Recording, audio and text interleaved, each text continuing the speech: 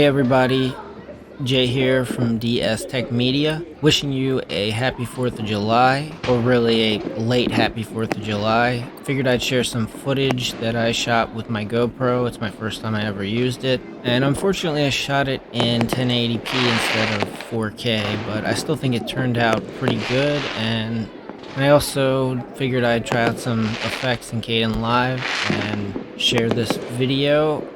I actually shot this footage on the deck in the back of my house.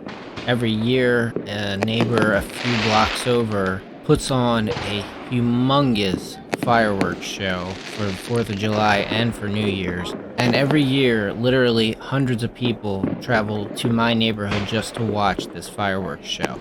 Anyways, I hope everyone had a good weekend, and I hope to see you soon.